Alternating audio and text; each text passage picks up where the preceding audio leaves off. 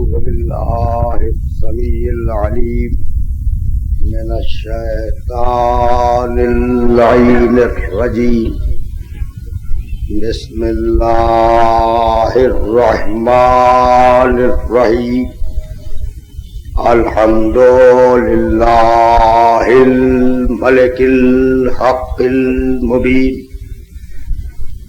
المتصاغر لعظمته جبابرة الطاغين المتخاضع لكبريائه عتاة المتمردين المعترف بربوبيته سائر الخلق أجمعين. والصلاة والسلام والتحية والإكرام على أشرف النبيين وخاتم المرسلين سيدنا ومولانا أبي القاسم محمد وأهل بيته الطيبين الطاهرين المعصومين المظلومين. أما بعد فقد قال الله سبحانه وتعالى في محكم كتابه المبين. بسم الله الرحمن الرحيم. وما هذه الحياة الدنيا إلا لهو ولعب وإن الدار الآخرة لهي الحيوان لو کانوا یعلمون. سلام. عزیزان محترم، حیات دنیا اور دار آخرت کے عنوان سے ہم نے جس سلسلے گفتگو کا آغاز کیا ہے وہ اب اپنے چھٹے مرحلے میں داخل ہو رہا ہے. ظاہر ہے کہ اب ہمارے پاس وقت محدود ہے اور مسائل مفصل ہیں، اس لیے تیزی کے ساتھ آگے بڑھنے کے لیے یہ ضروری ہے کہ آج میں ایک ایسا پل بنا دوں جو پچھلی تقریروں اور اگلی تقریروں کے درمیان کام آئے. سبحان اللہ سبحان اللہ. واہ واہ واہ. کل گفتگو اس مرحلے پر رکی تھی کہ انسان کو دنیا سے آخرت تک سفر اختیار کرنا ہے. انسان کا آغاز سفر دنیا ہے، انسان کے سفر کا اختتام آخرت ہے، اور انسان بلا کھٹکے دنیا سے آخرت تک جا سکتا ہے اگر اس کی ضرورتیں اس کا دامن نہ تھام لے دنیا میں. یہی تو بات کل رکی تھی نا کہ ضرورتیں انسان کو روک لیتی ہیں. ضرورتیں اس شدت کے ساتھ پیدا ہوتی ہیں کہ انسان دنیا میں الجھ کے رہ جاتا ہے. تو ضرورت اور عقل کا تصادم ہے انسان میں، اور اس تصادم کے سبب انسان کو آخرت نظر نہیں آ رہی ہے. بھائی جانور وہ مخلوق ہے جس میں صرف ضرورت ہی ضرورت ہے، عقل ہے ہی نہیں. کھانے کی ضرورت، پینے کی ضرورت، سونے کی ضرورت، جانور کی ضرورت ہے، جاگنے کی ضرورت، تھکن میں آرام کرنے کی ضرورت. تو اب جانور میں عقل نہیں ہے، فقط ضرورت ہی ضرورت ہے. جس باغ کو چاہا چھین لیا، جس کھیت میں چاہا گھس گیا. اب وہ اگر جانور اگر کسی باغ میں گھس جائے تو پھل کیا باغ کے مالک سے پوچھ کے کھاتا ہے؟ اگر کسی کھیت کو چڑھ جائے تو کیا باغ کے مالک سے، کھیت کے مالک سے اجازت لے کے اس نے وہ غذا حاصل کی؟ بھائی جب پیاس لگتی ہے جانور کو تو پانی پی لیتا ہے. اب وہ اس چکر میں نہیں پڑتا کہ یہ پانی نجس ہے یا پاک ہے. جانور ضرورت رکھتا ہے، عقل نہیں رکھتا. تو جو چاہتا ہے کرتا ہے، اور جو سمجھ میں جو اس کی خواہش ہے، جو اس کی ضرورت ہے، اسے وہ پورا کرنے کی کوشش کرتا ہے. اس کے پاس عقل نہیں ہے. اور فرشتہ عقل رکھتا ہے، ضرورت نہیں رکھتا. میں سیدھی بات کر رہا ہوں بھائی. اس کو نہ اولاد کی ضرورت، نہ گھر کی ضرورت، نہ کھانے کی ضرورت، نہ پانی کی ضرورت، نہ سونے کی ضرورت، نہ جاگنے کی ضرورت. فرشتہ عقل ہی عقل ہے، اس میں ضرورت نہیں ہے. بھائی توجہات تو مقبول ہے نا. اب میں کیسے عرض کروں کہ جانور ضرورت ہے عقل نہیں ہے، فرشتہ عقل ہے ضرورت نہیں ہے، انسان عقل بھی ہے ضرورت بھی ہے۔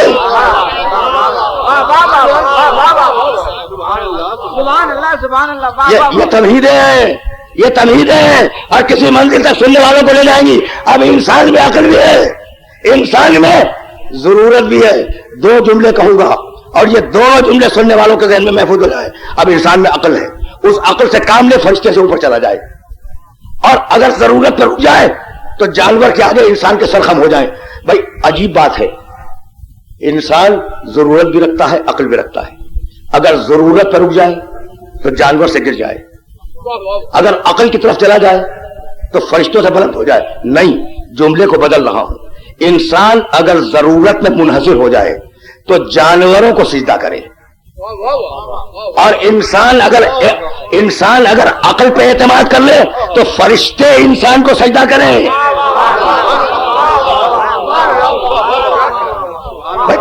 تاریخ کو اٹھا کے دیکھو، شیر کی پوجا کی گئی یا نہیں؟ تاریخ کو اٹھا کے دیکھو، بندر پوجے گئے یا نہیں؟ تاریخ انسانیت کو اٹھا کے دیکھو، سانپ کو سجدے کیے گئے یا نہیں؟ تاریخ انسانیت کو اٹھا کے دیکھو، بھائی گائے کی پوجا کی گئی یا نہیں؟ تو انسان اتنا گرا کہ جانوروں کے سامنے پیشانی جھکا دی، اور انسان اتنا بلند ہوا کہ سارے فرشتے آدم کے سامنے جھکے ہوئے۔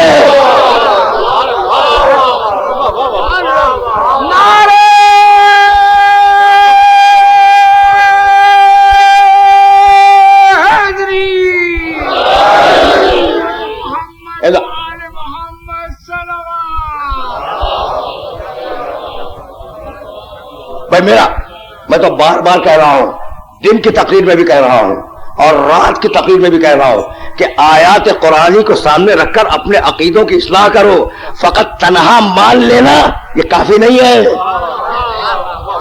اب ایک جملہ عرض کرنے والا ہوں، آیات قرآنی کو سامنے رکھ کر اپنے عقیدوں کی اصلاح کرو۔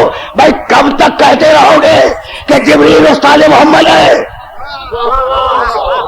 یعنی عقیدہ ہے نا، عقیدہ ہے کہ جبریل علیہ السلام نے محمد کو پڑھایا، جبریل ہے استاد محمد۔ تو یہی تو کہتا ہوں کہ قرآن کو سامنے رکھ کر اپنے عقیدوں کی اصلاح کرو۔ سارے فرشتوں کے سر جھکا دیے آدم کی طرف۔ اس قال ربک للملائکۃ انی جاعل فی الارض خلیفہ، اس وقت کو یاد کرو جب تمہارے اللہ نے فرشتوں سے کہا کہ میں زمین پہ خلیفہ بنانے والا ہوں۔ پوری بحث ہوئی، فَإِذَا سَوَّيْتُهُ، سب درمیان سے میں آتے چھوڑی، فَإِذَا سَوَّيْتُهُ وَنَفَخْتُ فِيهِ مِن رُوحِي فَقَعُوا لَهُ سَاجِدِينَ۔ سنو، جب میں اسے بنا لوں، اسے سنوار لوں، پڑھا لکھا مجمع ہے، فَإِذَا سَوَّيْتُهُ، جب میں اسے بنا لوں سنوار لوں تو سجدہ کر دو؟ نہیں بھائی، یہی منزل ہے جہاں اپنے سننے والوں کو روک رہا ہوں۔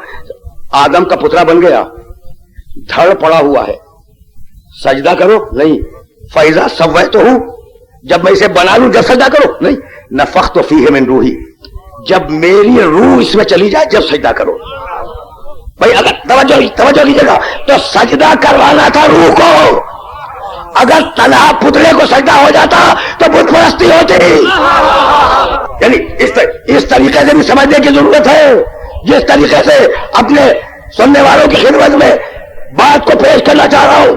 فَإِذَا سَوَّيْتُهُ، جب میں دھڑ بنا لوں، مٹی کا جسم بنا لوں جب سجدہ کرو؟ نہیں۔ نفخت فیہ من روحی، جب اس کے اندر میں اپنی روح ڈالوں جب سجدہ کرو۔ تو مکان ہے مٹی کا، جب تک روح نہ آئے سجدہ حرام، اور جب روح آ جائے فرشتوں کو کہا جب سجدہ کرو۔ تو پروردگار یہ خانہ کعبہ جو ابراہیم نے بنایا تھا، پروردگار اصول سمجھ میں آ گیا؟ بھائی آدم کے پتلے کو سجدہ نہیں ہے، آدم کا پتلا تو ایک خالی مکان ہے، جب اس پتلے میں روح آ جائے فَإِذَا سَوَّيْتُهُ وَنَفَخْتُ فِيهِ مِن رُوحِي فَقَعُوا لَهُ سَاجِدِينَ، تو سارے کے سارے سجدہ کرنا، خالی مکان کو سجدہ نہیں، اس روح کو سجدہ ہے۔ تو پروردگار خانہ کعبہ بنایا ابراہیم و اسماعیل نے، بھائی اسی وقت سے سجدے کا حکم دے دے. کعبہ خالی مکان ہے, جب کعبے میں روح بھیج دو جب حکم سجدہ دوں گا. فَإِذَا سَوَّيْتُهُ وَنَفَخْتُ فِيهِ مِنْ رُوحِي فَقَعُوا لَهُ سَاجِدِينَ. فرشتوں سنو فرشتوں, روح پھونکوں گا آدم کے پتلے میں تو تم پر واجب ہے کہ سجدہ کرو. اور اب کمنٹری دی, فَسَجَدَ الْمَلَائِكَةُ كُلُّهُمْ أَجْمَعُونَ. بس سجدہ کیا فرشتوں نے, کلہم 100% فرشتوں نے, اجمعون سارے کے سارے فرشتوں نے. کوئی بچا؟ جبریل بھی نہیں بچا, میکائیل بھی نہیں بچا, اسرافیل بھی نہیں بچا. بھائی عجیب مرحلہ ہے, عجیب مرحلہ ہے, عجیب مرحلہ ہے. فسجد الملائکۃ کلہم اجمعون. 100% فرشتوں نے آدم کو سجدہ کیا. اب وہ جبریل ہو یا میکائیل, اسرافیل ہو یا اسرائیل, سارے کے سارے فرشتوں کی پیشانیاں آدم کے سامنے جھکی ہوئی ہیں نا بھائی توجہ رہے. اور یہ آدم کتنا بڑا نبی ہے, لم نجد لہو عظما. آدم تو اولو العزم بھی نہیں تھا. اب اس کی قدرت کی شان لے آ رہی ہے, اس کی قدرت کی شان لے آ رہی ہے. سارے اولو العزم فرشتوں کی پیشانیاں ایک غیر اولو العزم نبی کے آگے جھکوا دی. باتیں پہنچ رہی ہیں نا. سارے جبریل کی پیشانی آدم کے سامنے, میکائیل کی پیشانی آدم کے سامنے, اسرافیل کی پیشانی آدم کے سامنے, اسرائیل کی پیشانی آدم کے سامنے جھکی ہوئی ہے. یہ سارے بہت بڑے فرشتے ہیں اولو العزم. جیسے نبیوں میں اولو العزم ہے نا, ویسے فرشتوں میں یہ اولو العزم ہے. تو اولو العزم پیغمبروں کی, اولو العزم فرشتوں کی پیشانیاں ایک غیر اولو العزم نبی کے آگے جھکا دی. تو اب کسی اولو العزم فرشتے میں یہ دم نہیں ہے کہ آدم کی آنکھوں میں آنکھیں ڈال سکے, اور آدم میں یہ دم نہیں ہے کہ وہ اولو العزم انبیاء کی آنکھوں میں آنکھیں ڈال سکیں, اور اولو العزم انبیاء کی آنکھوں میں یہ دم نہیں ہے کہ وہ محمد کی آنکھوں میں آنکھیں ڈال سکے. تو جب اولو العزم انبیاء محمد کا مقابلہ نہ کر سکے تو یہ جبریل کہاں سے آگے استاد بن جائے گا. عجیب مسائل ہیں اور عجیب مراحل ہیں. اور ظاہر میں عرض کیا کہ پچھلی تقریروں میں اور اگلی تقریروں میں یہ تقریر پل کا کام دے گی. اور میں جا رہا ہوں بہت آگے. تو اب ضرورت اور عقل میں تصادم ہوا نا, ضرورت میں اور عقل میں ٹکراؤ ہوا. جب ضرورت اور عقل میں ٹکراؤ ہو جائے تو تزکیہ کی منزل پہ آ جاؤ.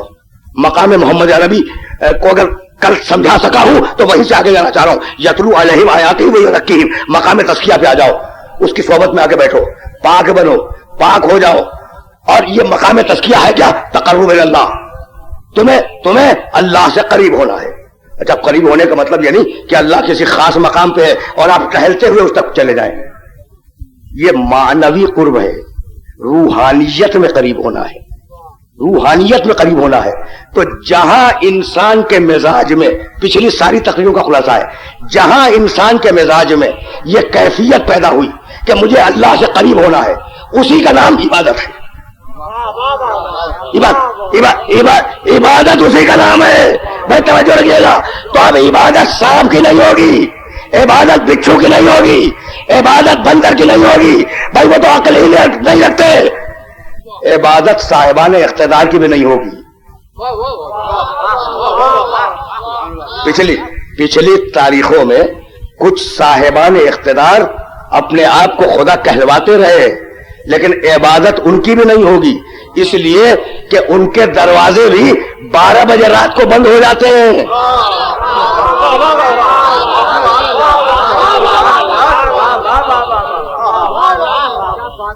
ان کے دروازے بھی نصف شب کے قریب بند ہو جاتے ہیں. بھائی یہ تو کل کی بات ہے. آپ کے شہر میں نے انتظامیہ کے ایک ذمہ دار کو نصف شب کے قریب فون کیا, اور صرف اس درخواست کے لیے فون کیا کہ اب ایام ازا کی وہ شبیں آ رہی ہیں جن میں ہمارے جلوس نکلیں گے, تو ذرا سا کرفیو میں ڈھیل دے دی جائے, 12 کے بجائے 2 بجے رات تک کر دیا جائے. جواب یہ ملا کہ سو گئے. تو بھائی سونے والا کیا خاک انتظام کرے گا؟ بھائی میں نے پہلی تقریر میں کہا تھا کہ میں طنز کرنے کا عادی نہیں ہوں, میں تو نصیحت کرنے کا عادی ہوں. تو یہ جملہ کان کھول کے سن لو کہ اسلحوں کے ذریعے سر تو جھکوائے جا سکتے ہیں, دل نہیں جھکوائے جا سکتے.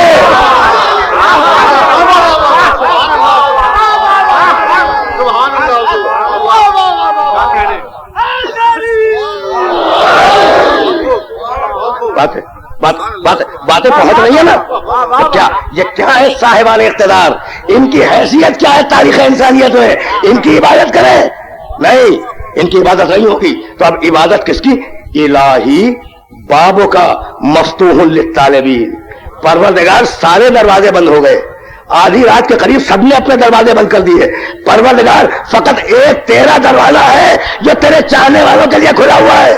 تو اس دروازے پہ جاؤ جو ہر وقت کھلا ملے. اس دروازے پہ نہ جانا جہاں ملٹری سیکرٹری کے بغیر ملاقات ہی نہ ہو. الہی بابوں کا مفتوح للطالبین. پروردگار تیرا دروازہ آنے والوں کے لیے ہر وقت کھلا رہتا ہے. تو اب اگر چلے اس کی راہ میں، اس کے دروازے کی طرف چلے، تو اسی کا نام ہے عبادت. رکے رہو. اب میں بار بار تو یہ جملہ نہیں دہراؤں گا کہ یہ تقریر پل ہے پچھلی تقریروں میں اگلی تقریروں میں. اچھا، اب عبادت کی شرط کیا ہے؟ قربتاً الی اللہ. نماز پڑھتا ہوں واجب، قربتاً الی اللہ. روزہ رکھتا ہوں، قربتاً الی اللہ. حج کرتا ہوں، قربتاً الی اللہ. تو جو کام قربتاً الی اللہ کی نیت سے کیا جائے اللہ سے قریب ہونے کے لیے، اس کا نام ہے عبادت. اچھا، اب یہ قربتاً الی اللہ کے معنی کیا ہے؟ کہ میں مکے پہنچ جاؤں، خانہ کعبہ پہنچ جاؤں، عرش پہ جا کے بیٹھ جاؤں اللہ کے قریب؟ نہیں. قربتاً الی اللہ کے معنی جتنی زیادہ اللہ کی رضا لے سکوں. بس دیکھیے کتنے نازک مرحلے پر اپنے سننے والوں کو لے کے آ گیا. تو میں نماز پڑھ رہا ہوں، اللہ کی مرضی بہتر مل جائے. میں روزہ رکھ رہا ہوں اور خوش ہو جائے. میں حج کر رہا ہوں وہ اور خوش ہو جائے. میں اس سے مانوی اعتبار سے اور قریب ہو جاؤں. اگر یہ بات واضح ہو گئی تو عبادت کی ایک وہ قسم ہے، میں سنو، احکام ہے 5. اگر نہیں کرو گے تو مار پڑے گی، کرو، اس کا نام ہے واجب. اگر نہیں کرو گے تو مار پڑے گی، اس لیے ضرور کرو، اس کا نام ہے واجب. خبردار مت کرنا، اگر کرو گے تو مار پڑے گی، اس کا نام ہے حرام.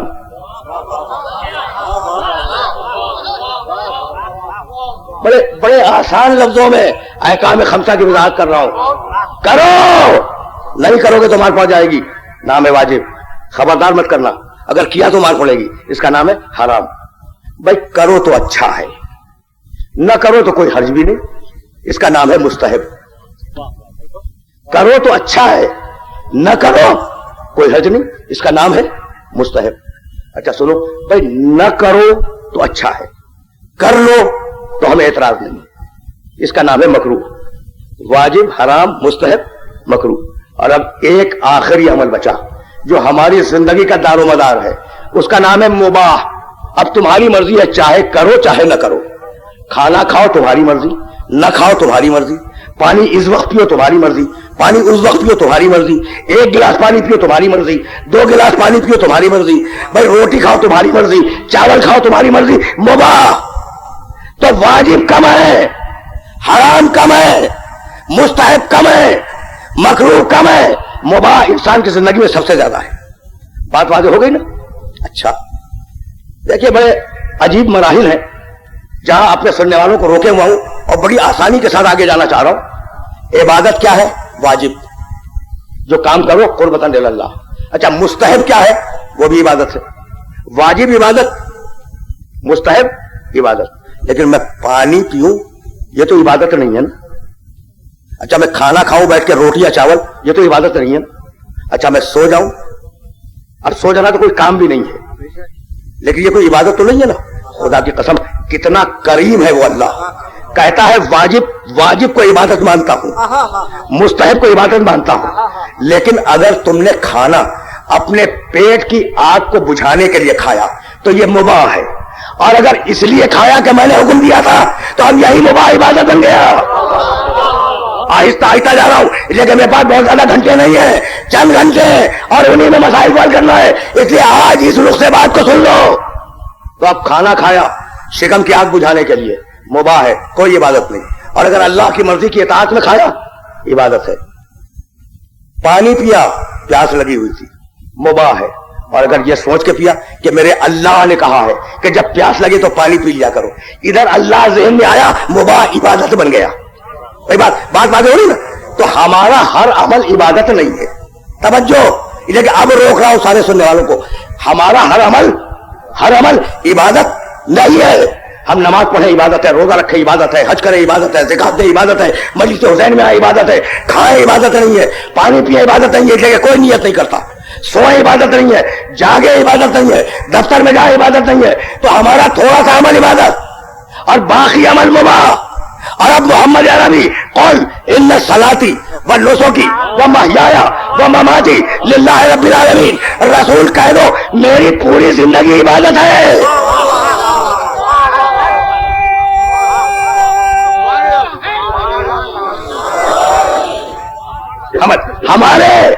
ہمارے چند اعمال عبادت ہیں، محمد کی پوری زندگی عبادت ہے. تو جس کی پوری زندگی عبادت میں گزر رہی ہو، اس کی زندگی میں کسی ہذیان کا لمحہ تلاش کرنا یہ سوائے توحید نبوت کے کچھ نہیں ہے.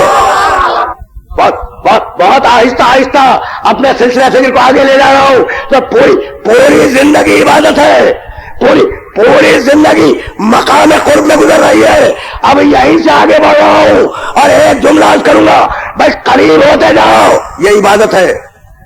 اور عبادت کا آسان ترین طریقہ دعا.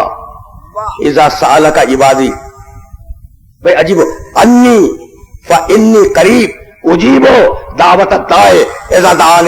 بھائی سنو، اگر کوئی بندہ مجھے پکارے، مجھ سے دعا کرے، پڑھا لکھا مجمع ہے، کیا کروں؟ بعض وقت بڑی پریشانیاں پیدا ہو جاتی ہیں. اب آیت کا لفظی ترجمہ سنیں اور ذمہ داری کے ساتھ یہ ترجمہ کر رہا ہوں.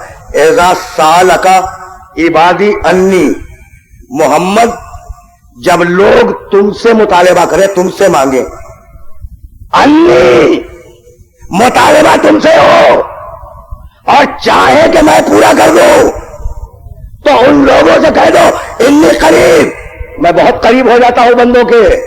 توجہ رہے، عجیب ٹکڑا ہے آیت کا. اذا سالک، محمد جب لوگ تجھ سے مانگے اور مانگنا مقصود ہو مجھ سے، تو کہہ دو کہ میں قریب ہو جاتا ہوں. تو بھائی اگر خدا سے مانگنا ہو تو پہلے محمد سے مانگو، محمد کے وسیلے کے بغیر دعا قبول نہیں ہوگی.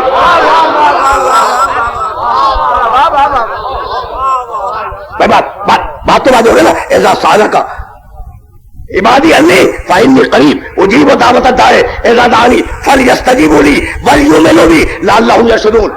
میں قریب ہو جاتا ہوں، دعا کے وقت میں قریب ہو جاتا ہوں. بھائی تاریخ انبیاء میں قرآن نے پیغمبروں کی بڑی دعائیں نقل کی، اور فقط 2 دعائیں عرض کروں گا تاکہ مجھے پھر عبادت پہ واپس جانے کی آسانی ہو جائے.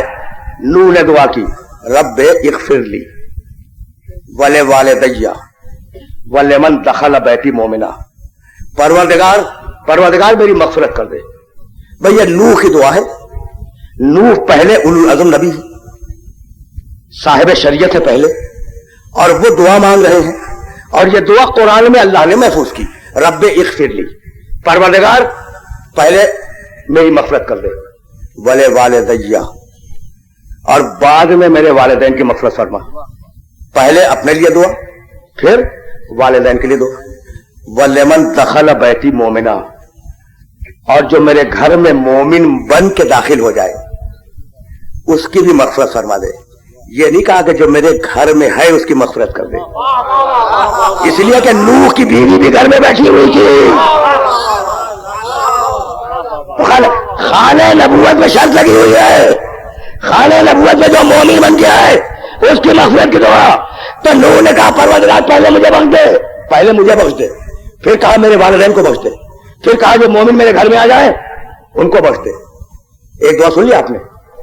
اور اب ابراہیم علیہ السلام کی دعا، رب اغفر لی ولوالدی وللمؤمنین، پروردگار مجھے بخش دے، ولوالدی میرے والدین کو بخش دے، وللمؤمنین مومنین کو بخش دے. بھائی آپ مجھے بتائیں خدا کے لیے کہ جب ہم دعا مانگتے ہیں اپنے مرحوم والدین کے لیے تو طریقہ کیا ہوتا ہے؟ پہلے ہم مومنین کے لیے دعا کرتے ہیں پروردگار انہیں بخش دے، پھر کہتے ہیں والدین کو بخش دے، پھر سب سے آخر میں اپنے کو رکھتے ہیں کہ پروردگار ہمیں بخش دے. تو مومنین کے لیے دعا پہلے، والدین کے لیے دعا پہلے، اور اپنے لیے دعا بعد میں. لیکن رسم انبیاء میں یہ طریقہ نہیں ہے پہلے مجھے بخش دے پھر میرے والدین کو بخش دے پھر مومنین کو بخش دے. تو اصول دے دیا کہ شفاعت کا حق اسے ملے گا جو پہلے خود کو بخشا جائے.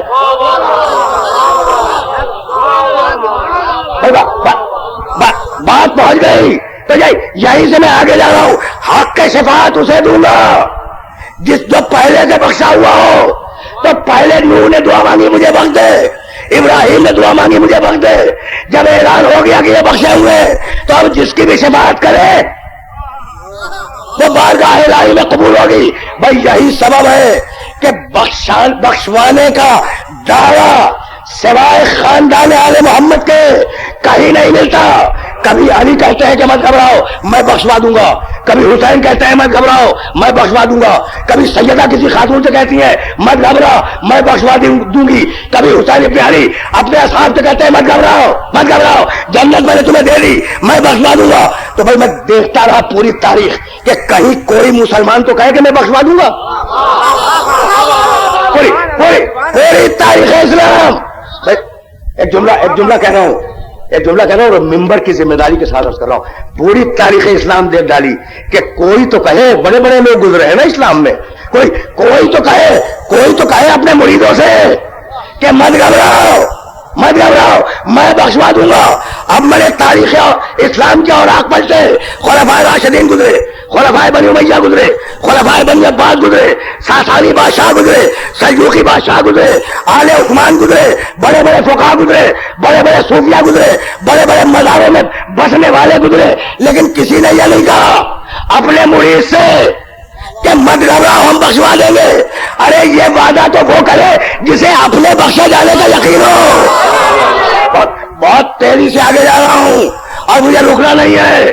بھائی یہ پل ذہنوں میں تعمیر ہو جائے پچھلی اور اگلی تقریروں کے درمیان تو اب عبادت سمجھ میں آ گئی, دعا سمجھ میں آ گئی, اللہ سے قریب ہونا. تو اب مرحلے سے جو آگے بڑھا, عبادت کے لیے وقت معین ہے.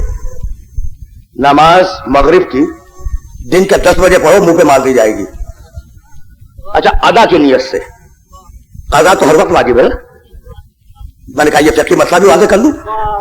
ادا کی نیت سے اگر دن کے 10 بجے مغرب کی نماز پڑھو گے منہ پہ مار دی جائے گی, اور ادا کی نیت سے اگر ظہر کے وقت میں عشاء کی نماز پڑھو گے منہ پہ مار دی جائے گی, اور ادا کی نیت سے اگر ظہر عصر رات کے وقت پڑھو گے منہ پہ مار دی جائے گی. پروردگار کیوں منہ پہ مار دی جائے گی؟ کہا جو وقت ہم نے معین کیا ہے اس میں کرو, جو وقت ہم نے معین کیا ہے نا اس میں کرو. تو نماز, روزہ, حج, زکات, خمس, جہاد ہر ایک کے وقت معین ہیں. یہ جو عبادتیں ہیں نا ان میں سے کوئی عبادت ایسی نہیں ہے جس کے لیے اللہ نے وقت معین نہ کیا ہو. بھائی ایک بڑے نازک مسئلے تک لے آیا. ایک تو یورپ کا اعتراض ہے اور دوسرا مسلمانوں کا اعتراض ہے, اور ہم تو اسلام کے وکیل صفائی ہیں نا. اب یورپ والوں کو بھی جواب دیں گے, مسلمانوں کو بھی جواب دیں گے. ہمارا تو کام ہی یہی ہے, کہ غیر مسلم اعتراض کرے اس کا بھی جواب دے دے, مسلمان اعتراض کرے اس کا بھی جواب دے. تو آپ ذہن میں رکھیے گا. کہنے لگے کہ رسول کے مزاج میں جارحیت آ گئی. مکے میں تھے بڑے خاموش تھے, مدینے میں آئے تلوار کھینچ لی. اچھا پھر ڈر گئے تو حدیبیہ میں صلح کر لی, اور پھر پاور پکڑ لی تو حنین میں پھر جنگ کر دی. اعتراض ہے مکے میں تھے خاموش تھے, ڈر نعوذ باللہ ڈر کے معنی ہجرت کر گئے. بس سنیے, اور ہجرت کے بعد جب پاور مل گئی نا, جب اقتدار مل گیا تو بدر ہے, احد ہے, خیبر ہے, خندق ہے. اور جب پھر مسلمان منتشر ہوئے تو حدیبیہ میں صلح کر لی, اور جب پھر جمع ہو گئے تو حنین میں پھر جنگ کر لی. یہ آیا اعتراض یورپ کی طرف سے. اور مسلمان کہنے لگے بھائی اگر علی کا حق تھا تو وہ تلوار جو خیبر میں چلی تھی, جو بدر میں چلی تھی, وہ اب تلوار نیام میں کیوں ہے؟ تو اب دونوں کا جواب دینا ہے. اچھا یہ حسن نے نیام میں کیوں رکھی اور یہ حسین نے کربلا میں کھینچ کیوں لی؟ تو اب دونوں کا جواب دینا ہے. غیر مسلم پوچھے اسے بھی جواب دینا ہے, مسلمان پوچھے اب اسے بھی جواب دینا ہے, اور ایک ہی جملے میں جواب دینا ہے. بھائی بہت توجہ رکھیے گا, ایک ہی جملے میں جواب دینا ہے. تو ہر عبادت کا وقت معین ہے. اگر رمضان کے روزے محرم میں رکھو گے تو منہ پہ مار دیے جائیں گے, اور اگر حج رمضان میں کرو گے تو منہ پہ مار دیا جائے گا. تو نماز کا وقت معین. بھائی قرآن میں وقت نماز پر 2 مقامات پر گفتگو کی. سورہ بنی اسرائیل میں کہا اقم الصلاۃ لدلوک الشمس اذا غسق الليل وقرآن الفجر ان قرآن الفجر کانا مشہودہ، نماز قائم کرو زوال کے وقت، نماز قائم کرو رات میں، اور نماز قائم کرو صبح کے وقت. کل 3 ہی وقت ہے قرآن میں.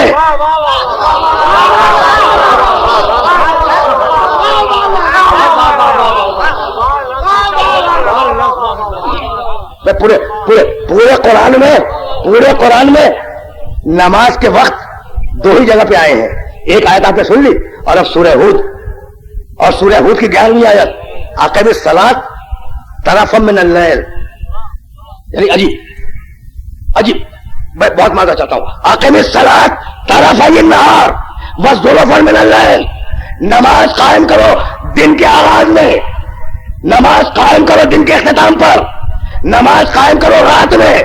تو نماز قائم کرو دن کے اختتام پر، نماز قائم کرو رات میں. تو نماز کے کل 3 وقت ہیں. صبح کو کرو، دن کے اختتام پہ کرو، رات میں کرو. تو نمازیں کیا 3 ہیں؟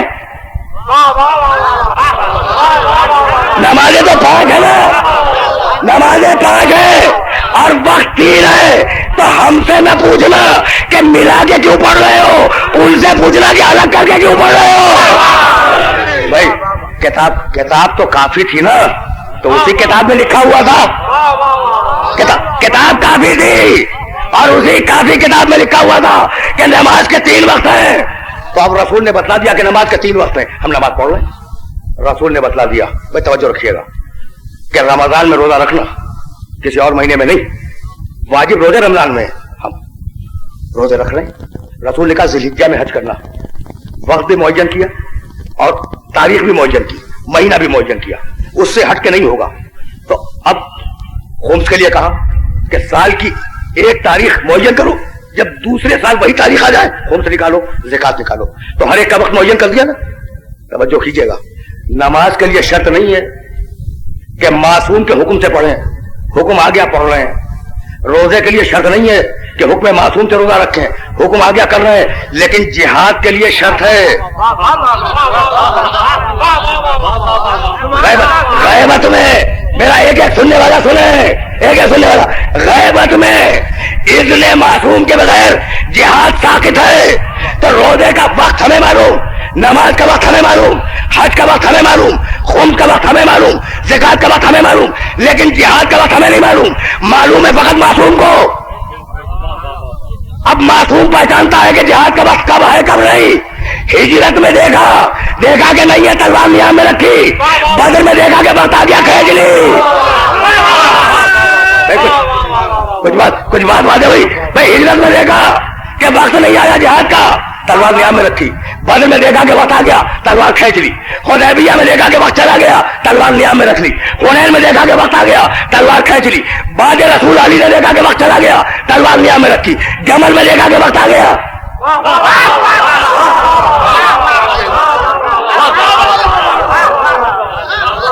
سفین میں دیکھا کہ وقت آ گیا، تلوار کھینچ لی.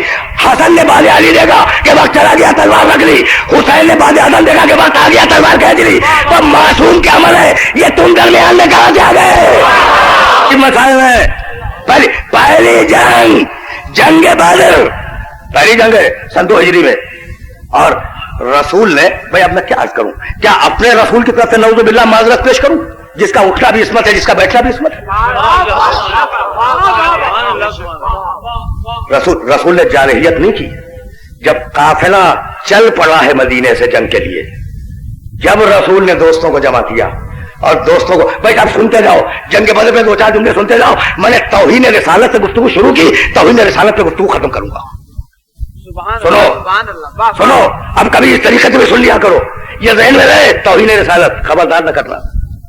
دیکھیں 2 چیزیں، ایک ہے تکذیب رسالت، جھٹلا دینا، اور ایک ہے توہین رسالت، توہین کرنا، بے عزتی کرنا. تو تکذیب کی سزا اللہ دے گا، توہین کی سزا دنیا میں ملے گی. اور جہاں رسالت کی توہین ہوئی نا، وہاں لوگ بڑی بڑی طاقتوں کی جوتیوں پر اپنی ناکیں رگڑتے رہے.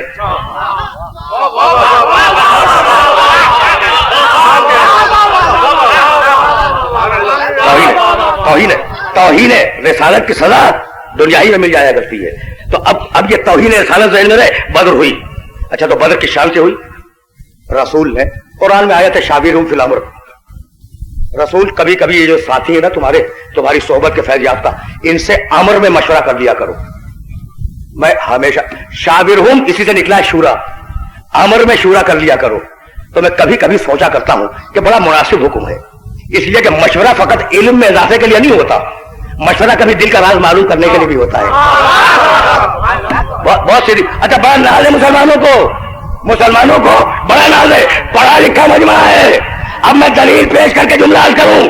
کہنے لگے کہ حکم تھا رسول کو شاورہم فی الامر، اپنے امر میں شورا کر لیا کرو. تو اگر ہم نے شورا کر کے کسی کو بنا لیا تو آپ کو اعتراض کیا ہے؟ تو بھائی ہاتھ جوڑ کے عرض کر رہا ہوں، حکم تھا شاورہم فی الامر، امر میں شورا کرنا. شاورہم فی اولی الامر نہیں تھا کہ صاحب امر میں بھی بیٹھ کے شورا کرنے لگو. گفتگو ہوگی، لیکن آج اب بدر تک بات آ گئی تو بدر پہ جملے سنتے جائیں. بدر ایک کنویں کا نام تھا. بدر نامی کوئی شخص تاریخ جاہلیت میں گزرا تھا.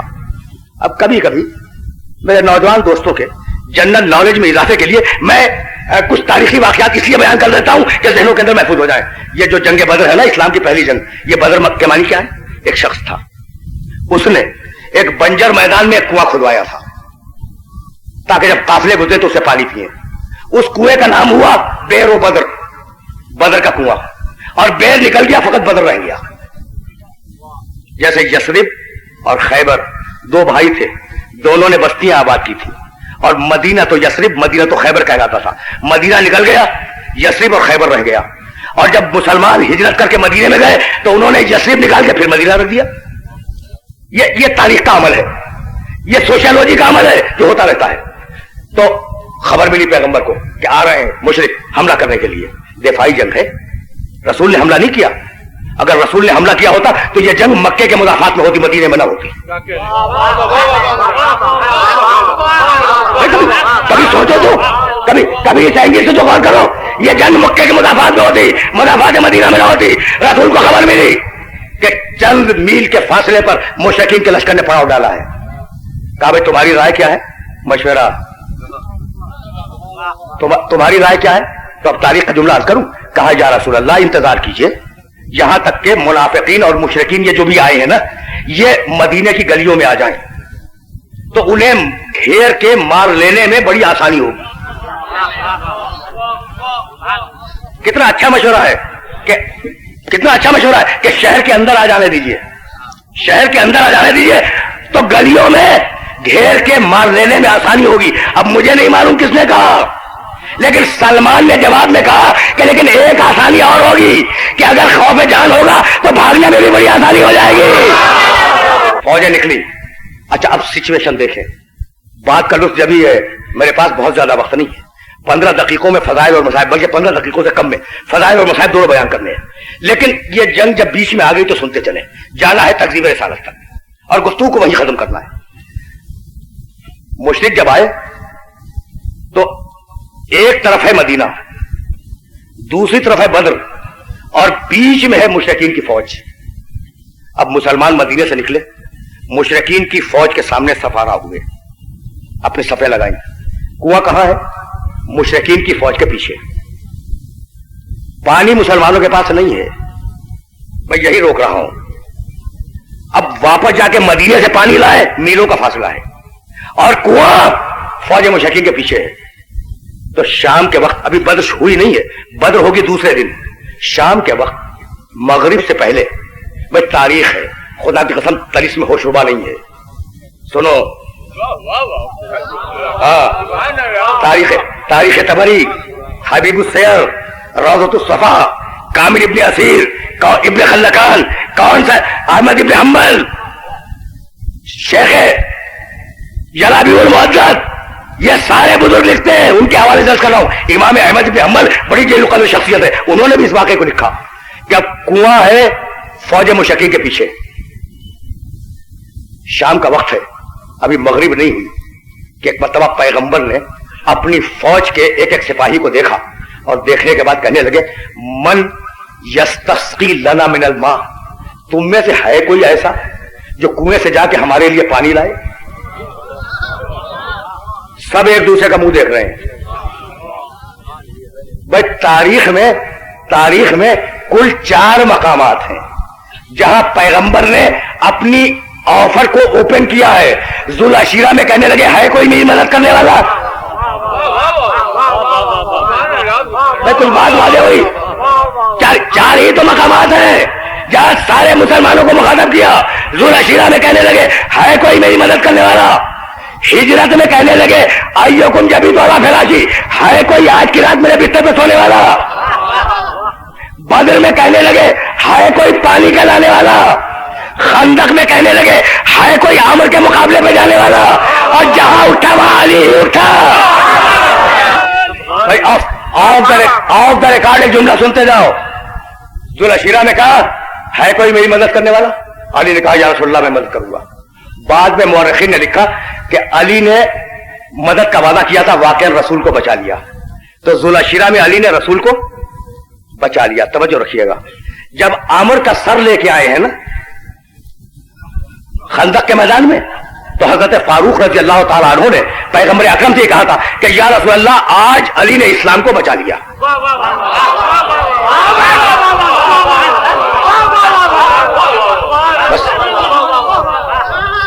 یا رسول اللہ مبارک ہو، آج علی نے اسلام کو بچا لیا. ذوالعشیرہ میں محمد کو بچایا، خندق میں اسلام کو بچایا. اور اب آواز دی میں یستسقی لنا من الماء ہے کوئی آج بدر کے کنویں سے پانی لانے والا؟ اگر یا رسول اللہ کے رسول میں جاؤں گا. علی چلے. بھائی سنو، اب میں نے حوالے بھی دے دیے اور بڑی معتبر کتابیں ہیں جن کے میں نے حوالے دیے ہیں. علی مشرکین کے لشکر کو چھیدتے ہوئے گئے. اب یہ کیسے ہوا کہ مشرکوں نے نہیں دیکھا مجھے نہیں معلوم.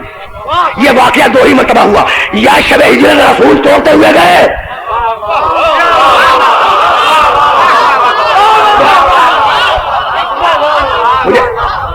مجھے کچھ نہیں معلوم بھائی، اس لیے کہ کنویں کے اور علی کے درمیان مشرکین کی فوج ہے اور توڑتے ہوئے حصار کو نکل گئے، دیکھا کسی نے نہیں.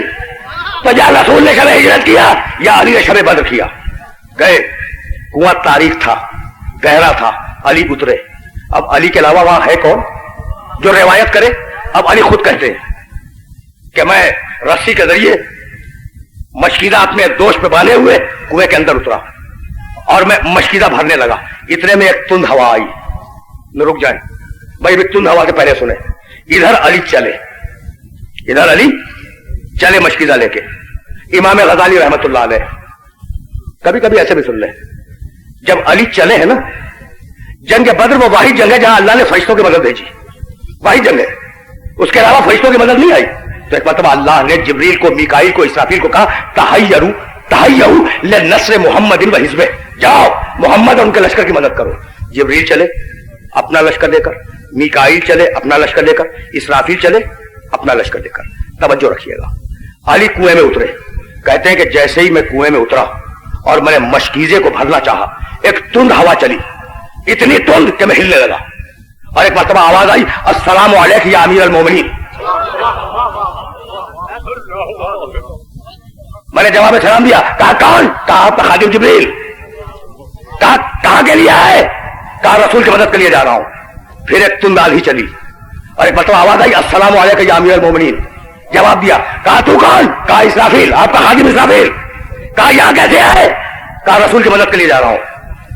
بھائی آپ توجہ فرما لیں نا. پھر ایک تیسری مرتبہ تند ہوا آئی اور آواز آئی السلام علیکم یا امیر المومنین. جواب دیا. کہا تو کون؟ کہا اسرائیل. کہا کہاں چلے؟ کہا محمد رسول اللہ اور ان کے لشکر کی حفاظت اور نصرت کے لیے. بس رکے رہے. ایک سردار اور 2999 فرشتے، 3,000 تھے.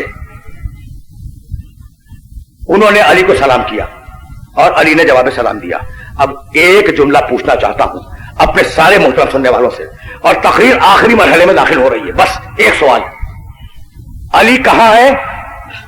مشرکین کی لشکر کے پیچھے ایک کنویں کے اندر. ادھر محمد کہاں ہے؟ مشرکین کے لشکر کے ادھر. بھائی یہی تو صورتحال ہے نا. اور حکم دیا ہے اللہ نے کہ محمد کی مدد کو جاؤ. تو کیا وہ زمینی راستے سے آ رہے تھے؟ کیا جبریل ہو، میکائیل ہو، اسرافیل یہ بزرگ فرشتے جو آسمانوں سے اتر رہے تھے تو کیا یہ لینڈ روٹ سے جا رہے تھے کہ کنویں کے پاس سے گزرنا ضروری ہو؟ بھائی اتر رہے تھے آسمان سے، براہ راست رسول پہ اتر کیوں نہ گئے؟ یہ علی کے پاس جا کے سلام کرنے کی ضرورت کیا تھی؟ تو بھائی مزاج شناخت رسالت ہے، جانتے ہیں کہ اگر محمد تک پہنچنا ہے تو دروازہ یہ ہے۔ میں نے اپنے محترم سننے والوں کو زحمت دی، اگر وقت میں گنجائش ہوتی تو میں اس سلسلے کو آگے بڑھاتا، اب آگے نہیں لے جاؤں گا۔ علی نے پانی بھرا اور پھر اسی طریقے سے مشرکین کے حصار کو توڑتے ہوئے پیغمبر کی خدمت میں مشکیزیں لے آئے۔ پانی آ گیا۔ دوسرے دن جس دن جنگ بدر ہوئی ہے، اتنی شدید گرمی تھی کہ شام کو مسلمان کہہ رہے تھے کہ یا علی تمہارے پانی نے ہمیں بچا لیا۔ بس میری تقریر تمام ہو گئی، بھائی پورے مسلمان معاشرے کی 3 بنیادیں ہیں: رسول، اسلام، مسلمان۔ چوتھی کوئی چیز ہو تو آپ بتلا دیں۔ مسلمان معاشرے میں 3 ہی چیزیں ہیں نا، رسول، اسلام، مسلمان۔ تو ذوالعشیرہ میں رسول کو بچایا، خندق میں اسلام کو بچایا، بدر میں مسلمان کو بچایا، اور اب تک سوچ رہے ہیں کہ علی کو مانے یا نہ مانے۔ کبھی پھر صحیح میں نے جنگ بدر کے تفصیلات تو بیان ہی نہیں کیے، جنگ بدر کے تفصیلات آپ کی خدمت میں نہیں کیے۔ پانی آیا، جنگ ہوئی۔ اچھا جب جنگ ہو رہی تھی نا تب کبھی پھر صحیح علی تلوار چلاتے جا رہے تھے اور ایک شخص کو ڈھونڈتے جا رہے تھے۔ بس توہین رسالت گفتگو تمام ہو رہی ہے، علی تلوار چلاتے جاتے ہیں اور کبھی ادھر دیکھتے ہیں، کبھی ادھر دیکھتے ہیں، کبھی ادھر دیکھتے ہیں، اور کوئی ہے مشرکین میں جو علی کی تلوار سے اور علی کی نگاہ سے چھپ کے بھاگ رہا ہے۔ کوئی سنیے گا یہ واقعہ قابل غور ہے، اور یہی بات کو مکمل کر رہا ہوں۔ علی تلوار چلاتے جاتے اور اس آدمی کو تلاش کر رہے ہیں۔ چھپ گیا، اب سمجھدار تھا، چھپ گیا، سمجھدار تھا، یعنی جانتا تھا نا کہ اس تلوار سے بچتا کوئی نہیں ہے، اس تلوار سے بچتا کوئی نہیں ہے، سمجھدار تھا، چھپ گیا۔ جنگ بدر ختم ہوئی، مشرکوں میں سے 70 قتل ہوئے، 70 گرفتار ہوئے، باقی بھاگ گئے۔ وہ جو 70 گرفتار ہوئے تھے نا وہ لا کے خیمے میں رکھے گئے۔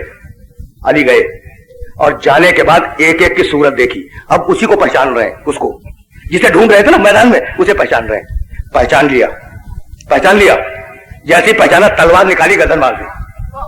بھائی یہ ہے علی، میں سنو، تلوار نکالی، گردن اڑا دی۔ لوگ بھاگے ہوئے آئے کہ یا رسول اللہ آپ کا حکم تو یہ ہے کہ اسیر کو قتل نہ کیا جائے، اور یہ جو آپ کے علی ہے نا انہوں نے ایک قیدی کو قتل کر دیا۔ کہا کہ اچھا کیا۔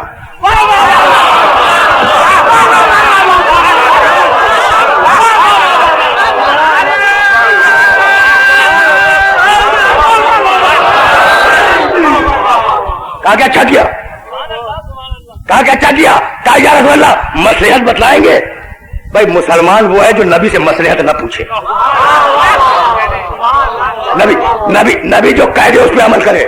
لیکن ٹھیک ہے، لوگ علمی استفادے کے لیے معلوم کرنا چاہ رہے تھے کہ یا رسول اللہ مصلحت بتلائیں گے؟ کہا کہ ہاں سنو، مصلحت سنو۔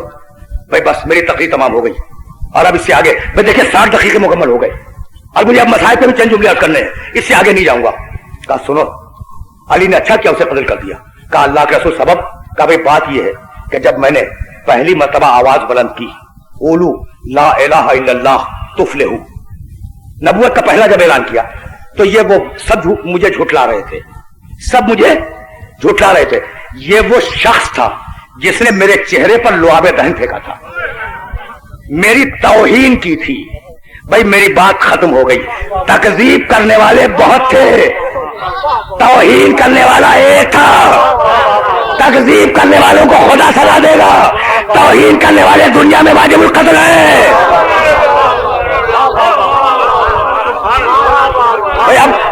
اب کچھ بات سمجھ میں آئی تو اب جو بھی جہاں بھی علی کی تلوار کے مقابلے پہ آ جائے سمجھو کہ تکذیب والا نہیں ہے، توہین محمد والا ہے۔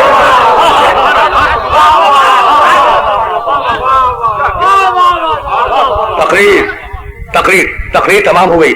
تکذیب کے معنی جھٹلا دینا، توہین کے معنی جھٹلانے کے نہیں ہے، توہین کے معنی بات کا نہ ماننا۔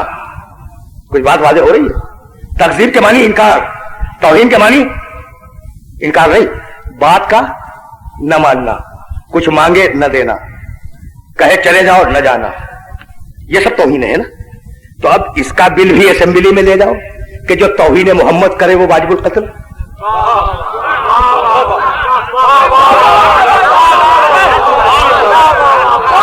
کچھ بات تو حاضر نہیں ہے بھائی. یہ امت اسلامیہ تو احترام محمد میں باقی ہے نا. تو پہلے تو بل یہی آنا چاہیے کہ جو توہین محمد کرے وہ واجب القتل ہے، جو توہین محمد کرے وہ واجب القتل. بھائی جملہ سنو اور اسلام کی اسپیڈ دیکھو. محمد کے منہ پر لعاب دہن پھینکنے والا علی نے اسے قتل کر دیا، اور خود عامر نے خندق کے میدان میں علی کے منہ پہ لعاب دہن پھینکا تھا، اور علی اتر آئے تھے، پہلے قتل نہیں کیا تھا. بھائی یاد ہے نا، واقعے کو واقعے سے ملا لو. یعنی اپنی دشمنی برداشت کر لوں گا لیکن محمد کی دشمنی کسی قیمت سے برداشت نہیں کروں گا.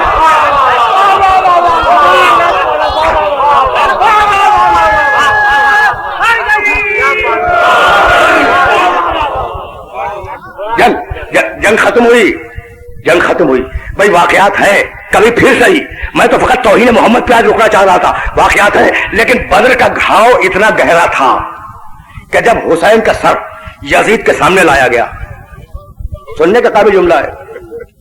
بدر کا گھاؤ، جنگ بدر کا اتنا گہرا تھا کہ جب حسین ابن علی کا سر مطہر تشت طلا میں یزید کے سامنے لایا گیا تو اس نے ایک شعر پڑھا، لیتا اشیاخی بے بدرن شہدو، کاش میرے وہ باپ دادا جو بدر میں مارے گئے آج اگر ہوتے تو دیکھتے کہ میں نے حسین سے بدر کا بدلہ لے لیا.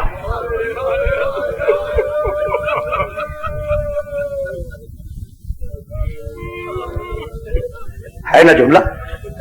شاعر حسین ابن علی علی اکبر کو اذان کے لیے اسی لیے مامور کر رہے تھے کہ دشمن کو پتا چل جائے کہ محمد کس کیمپ میں ہے اور بدر والے کس کیمپ میں ہیں. ایک جملے سے مسائل تک پہنچا ہوں.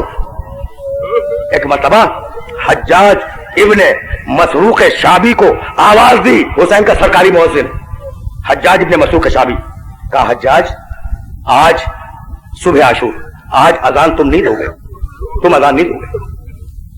حجاج پیچھے ہٹ گیا اور کہا تقدم یا بنائی، بیٹا اکبر ذرا قریب تو آنا. بڑی پیاری شخصیت ہے اکبر کی. اکبر کی شخصیت بڑی پیاری شخصیت ہے، اور زمانے نے اگر مجھے مہلت دی تو میں یقین کیجئے گا دن کی تقریر میں یا رات کی تقریر میں کسی دن، آج کی شرط نہیں ہے، کسی دن اکبر کے سلسلے میں کچھ جملے عرض کروں گا، اور وہ جملے اس قابل ہوں گے کہ سننے والے اپنے ذہن میں محفوظ رکھیں. بڑی پیاری شخصیت. تقدم جا بولی، بیٹے ذرا قریب تو آؤ. اکبر قریب آئے، کہا بیٹے اذان دو تاکہ لشکر والوں کو پتا چل جائے محمد کس طرف ہے. اب بیویوں کو تو پتا نہیں ہے نا کہ آج اذان کون دے گا. بھائی روزانہ حجاج اذان دیتا ہے، بیویوں کے ذہن میں یہی ہے.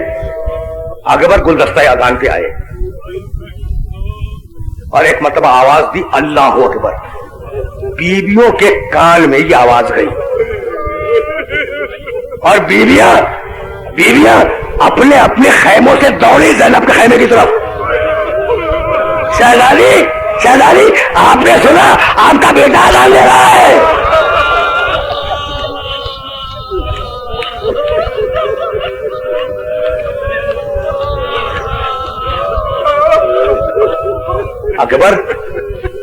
اکبر زینب کا بیٹا ہے نا، بطن سے ہے ام لیلا کے، پلا ہے زینب کی گود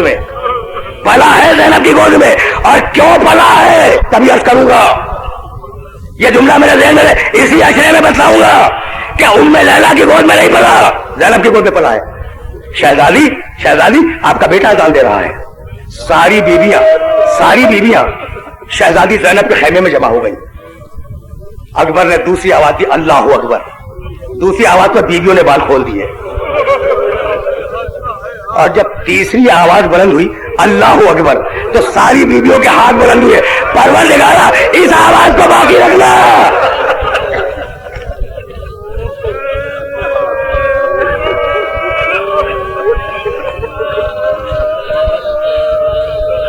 آج حکم اللہ، ایک منزل آئی، بس دو جملے سنو اور مجھے اجازت دے دو۔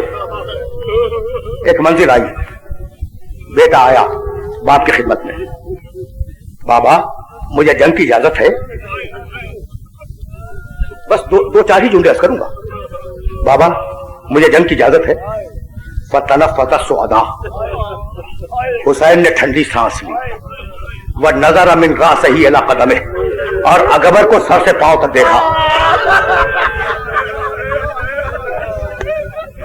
اور کہنے لگے کہ اکبر کاش تمہارے پاس تم جیسا کوئی بیٹا ہوتا اور وہ تم سے مرنے کی اجازت مانگتا تو میں دیکھتا کہ کس دل سے اجازت دیتے ہو۔ حکم اللہ بإصرار شدید اکبر کو اجازت ملی۔ اب وقت نہیں ہے نا، اس لیے مختصر کر رہا ہوں۔ بإصرار شدید اکبر کو اجازت ملی۔ جب اجازت مل گئی تو کہا بیٹے تجھے تیری پھوپھی نے پالا ہے نا؟ کہا کہ ہاں بابا۔ کہا اجازت لینا نہ بھولنا۔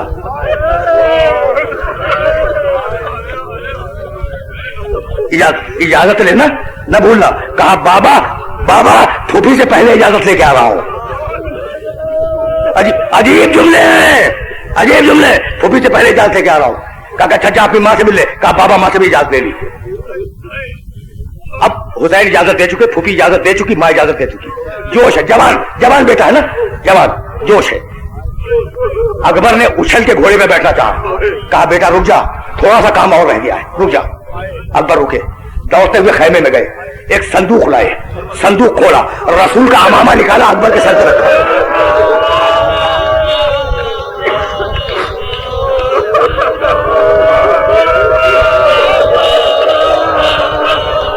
رسول کی ابا اتاری، نکالی، اکبر کے دوش میں ڈالی، رسول کی تلوار اکبر کے حمائل کی، شانہ تھاما۔ کہا بیٹے خدا حافظ۔ اکبر گھوڑے پہ سوار ہوئے، کافی امان اللہ۔ ایک مرتبہ اکبر گھوڑے سے اترے، باپ کو قریب بلایا، باپ کے کان میں کچھ کہنے لگے، حسین زور سے روئے۔ حکم اللہ، تقریر تمام ہو گئی، آپ رو چکے، لیکن بس ایک جملہ سن لے، ایک جملہ۔ گھوڑے پہ سوار ہو گئے تھے نا، اور حسین نے کہہ دیا تھا فی امان اللہ اکبر جاؤ، لیکن اکبر نے کچھ سوچ کے گھوڑے سے اترے، باپ کے پاس آئے، آگے کان میں کچھ کہنے لگے۔ اب کیا کہا بعد میں طے ہوگا، لیکن رد عمل یہ ہوا فبکا بکان عالیہ، حسین چیخے مار مار کے رونے لگے، زینب در خیمہ سے دیکھ رہی تھی۔ کہا بھیا کیا ہوا؟ کہا بہن دستور یہ کہ باپ بیٹے سے وصیت کرے، آج بیٹے نے باپ سے وصیت کی ہے۔ کہنے لگا اکبر کہ بابا میری ماں بنی ہاشم سے نہیں ہے، ایک پردیسی عورت ہے، تو جب میں مر جاؤں تو میرے لاشے کو میری ماں کے پاس نہ لانا، میری بولی کے پاس۔